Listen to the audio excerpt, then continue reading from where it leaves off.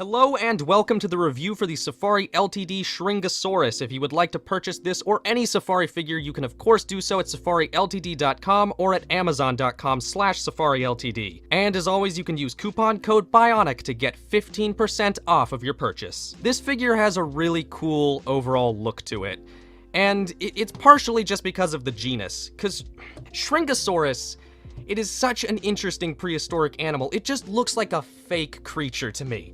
Like, it looks like it belongs in one of those really old dinosaur movies where all the dinosaurs are just lizards superimposed into the shot.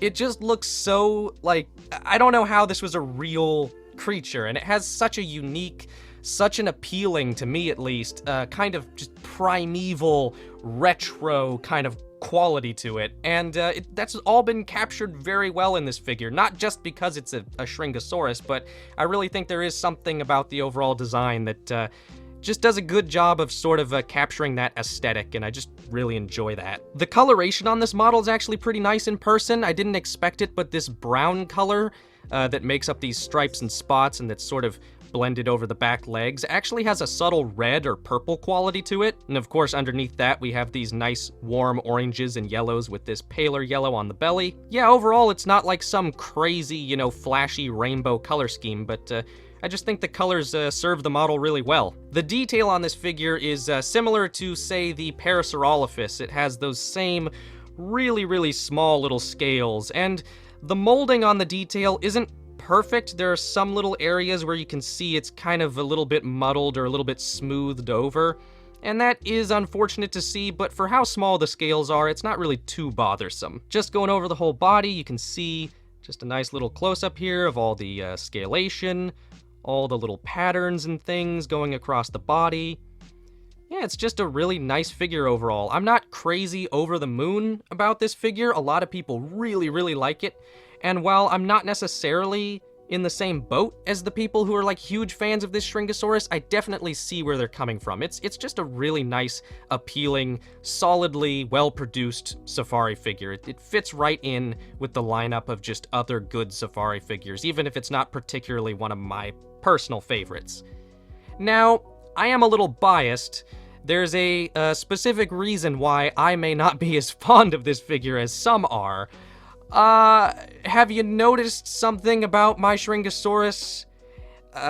Please focus. Camera, I need you desperately to do the one thing you're supposed to do. Okay, fine. Yeah, there you go. You can see it clearly. This figure has no pupils. It's also lacking paint in the nostrils, and, oh, okay, there actually is paint in the ear openings. I wasn't actually sure about that. So yeah. I've never seen a quality control problem like this on any other figure. Now, to this model's credit, I actually have grown to kinda like the lack of pupils. It almost adds to that, again, sort of retro dinosaur aesthetic. So that's kind of a nice plus side, but I did, look up other images of the Safari Shringasaurus, and this is not how it's supposed to be. It is supposed to have pupils. And there's an interesting sort of pattern going on with this figure in some other reviews I've seen of it, specifically Kikizilla 101's review.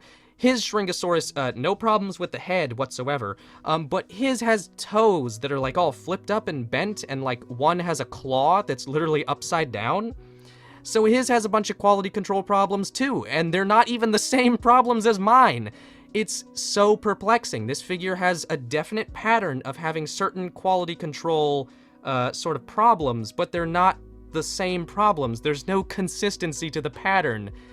It is really interesting, I have to say. And so for me, yeah, I can't ignore it. Like, as much as I want to just look at this figure and say, oh, all right, I'll just review it as if the eyes are not a problem, the fact that this thing has this weird, inconsistent pattern of quality issues is just, yeah, it definitely deserves to be mentioned, which is why I'm mentioning it here. Overall, though, for me, the lack of pupils doesn't actually detract from the figure as much as I thought it would. At first, I was really disappointed, but I've gotten used to it, and I actually kind of think it looks cool.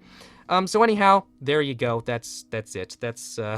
That's the quality control saga regarding the Safari Shringasaurus, in case you wanted to know. So for a quick size comparison, I will, as always, bring in the Safari U Tyrannus.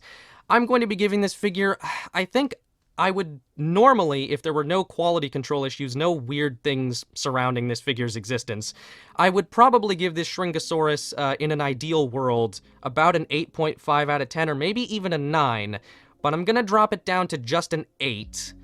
Just because, I mean, I can't be too harsh on it. I've seen tons of people buy this figure and have no quality problems, so I'm not trying to, like, scare you away from getting it. I still recommend it. I think it's one of the better figures from the 2020 lineup, and it just looks really nice. Yeah, it's not quite gonna get the rating it would have otherwise, unfortunately.